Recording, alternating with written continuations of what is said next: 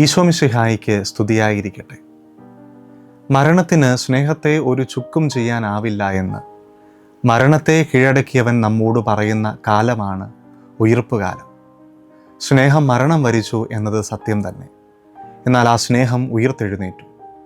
ഉദ്ധിതനിൽ വിശ്വസിക്കുന്നവരാരും ഇനി മരണത്തെ ഭയപ്പെടില്ല.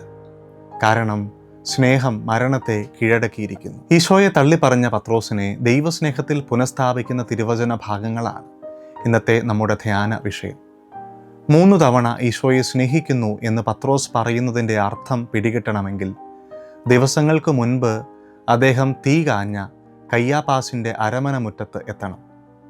ജീവൻ കൊടുത്തും ഞാൻ നിന്നെ സ്നേഹിക്കും എന്ന് ഈശോയോട് വാഗ്ദാനം ചെയ്തവൻ കോഴി 2 പ്രാവശ്യം കൂവുമ്പോഴേക്കും അവനെ 3 പ്രാവശ്യം തള്ളിപ്പറഞ്ഞു.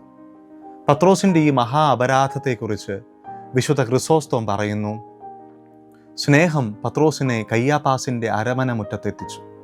അവിടെ വെച്ച് പത്രോസിൽ സ്നേഹവും ഭയവും മൽപ്പിടുത്തം നടത്തി. ഭയം സ്നേഹത്തെ കീഴ്പ്പെടുത്തി. സ്നേഹത്തിൽ വീഴ്ച പറ്റിയവർ എങ്ങനെ പരിഹാരം ചെയ്യണം എന്ന ചോദ്യത്തിന് ഉത്തരം നൽകുകയാണ് ഇന്നത്തെ സുവിശേഷം. 2 കാര്യങ്ങൾ ചെയ്തുകൊണ്ടാണ് പത്രോസ് തൻ്റെ സ്നേഹക്കുറവ് പരിഹരിച്ചത്. 3 തവണ സ്നേഹപ്രഖ്യാപനം നടത്തിയും രക്തസാക്ഷിത്വം വരിച്ചു. 3 പ്രാവശ്യം ഈശോയെ നിഷേധിച്ചയാൾ അത്രയും തവണ സ്നേഹമേറ്റു പറഞ്ഞ് പരിഹാരം ചെയ്യുന്നു. പ്രഭാത ഭക്ഷണം കഴിഞ്ഞപ്പോഴാണ് പത്രോസിന് തെറ്റേറ്റു പറയാൻ ഈശോ അവസരം നൽകുന്നത് എന്നത് ശ്രദ്ധേയമാണ്. സിഹിയോൻ മാളികമുറിയിലെ അത്താഴമേശയിൽ നിന്ന് ഭക്ഷിച്ചിറങ്ങിയ പത്രോസ് ഈശോയെ നിഷേധിച്ചു.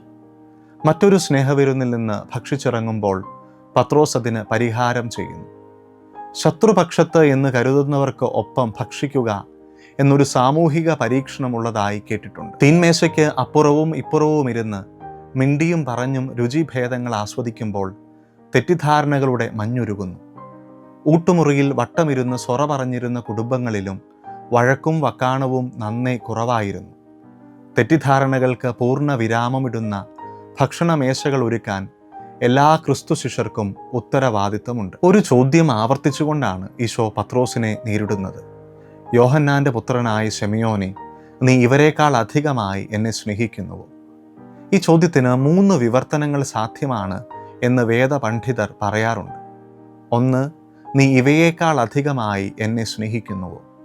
ലോകത്തിൽ നിനക്ക് പ്രിയപ്പെട്ട എല്ലാ വസ്തുക്കളെക്കാളും ഉപരിയായി ഈശോയെ സ്നേഹിക്കുന്നുണ്ടോ എന്നതാണ് ചോദ്യം.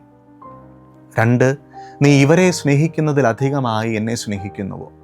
മാതാപിതാക്കൾ, കൂടപ്പിറപ്പുകൾ, ജീവിത പങ്കാളി, മക്കൾ, സുഹൃത്തുക്കൾ എന്നിവരെയൊന്നും തമ്പുരാനേക്കാൾ കൂടുതലായി സ്നേഹിക്കരുതെന്ന് സാരം.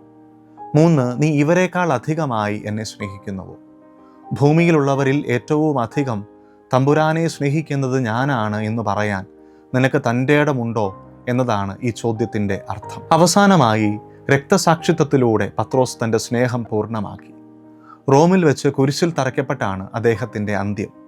പ്രായമാകുമ്പോൾ നീ നിന്റെ കൈകൾ നീട്ടുകയും നീ ആഗ്രഹിക്കാത്ത ഇടത്തേക്ക് നിന്നെ കൊണ്ടുപോവുകയും ചെയ്യും എന്ന് പത്രോസിൻ്റെ മരണത്തെ മുൻകൂട്ടി സൂചിപ്പിച്ചുകൊണ്ട് ഈശോ പറയുകയായിരുന്നു. പ്രായമാകുമ്പോൾ പത്രോസ് കൈ നീട്ടുന്നത് കുരിശിലായിരിക്കുമെന്നാണ് സഭാപിതാക്കന്മാർ ഈ വചനത്തിന് നൽകിയ വ്യാഖ്യാനം. പാരമ്പര്യമനുസരിച്ച് ഈശോമിശിഹായെ പോലെ മരിക്കാൻ താൻ യോഗ്യനല്ലെന്ന് തോന്നിയതിനാൽ തലകീഴായി ക്രൂശിക്കപ്പെടാൻ പത്രോസ് അഭ്യർത്ഥിച്ചു. ഈശോയെ 3 തവണ നിഷേധിച്ചതിനാൽ നേരെ കിടന്ന് കുരിശിൽ മരിക്കാൻ തനിക്ക് അർഹതയില്ല എന്നതായിരുന്നു അദ്ദേഹത്തിൻ്റെ ഉത്തമ വിശ്വാസം. വീണുപോയ ആർക്കും പത്രോസിൽ തങ്ങളെ തന്നെ കണ്ടെത്താനാവും. സ്നേഹിച്ചുകൊണ്ട് മാത്രമേ സ്നേഹത്തെ വഞ്ചിച്ചവർക്ക് പരിഹാരം ചെയ്യാനാവൂ. തൻ്റെ ജീവരക്തത്തിൽ തൂലിക ചാലിച്ച് മരണക്കുറിപ്പ് എന്ന വണ്ണം പത്രോസ് പിന്നീട് ഇങ്ങനെ എഴുതി, സർവോപരി നിങ്ങൾക്ക് ഗാഠമായ പരസ്പര സ്നേഹമുണ്ടായിരിക്കട്ടെ. കാരണം സ്നേഹം നിരവധി പാപങ്ങളെ മറയ്ക്കുന്നു. ഒരുപക്ഷെ പത്രോസിനെ കൂടി ഓർത്തുകൊണ്ടാവണം പാപിനിയായ സ്ത്രീയോട് അന്ന് ഈശോ ഇപ്രകാരം പറഞ്ഞത്, നിന്റെ നിരവധിയായ പാപങ്ങൾ ക്ഷമിക്കപ്പെട്ടിരിക്കുന്നു, എന്തെന്നാൽ നീ അധികം സ്നേഹിച്ചു. ആരോട് അല്പം ക്ഷമിക്കപ്പെടുന്നുവോ അവൻ അല്പം സ്നേഹിക്കുന്നു. സ്നേഹമുള്ളവരെ, ഇരുലോകങ്ങളിലും ദൈവത്തെക്കാൾ അധികമായി ആരെയും സ്നേഹിക്കില്ല എന്ന് വാശി പിടിക്കുന്നവനാണ് ക്രിസ്തുവിൻ്റെ യഥാർത്ഥ സ്നേഹിതൻ.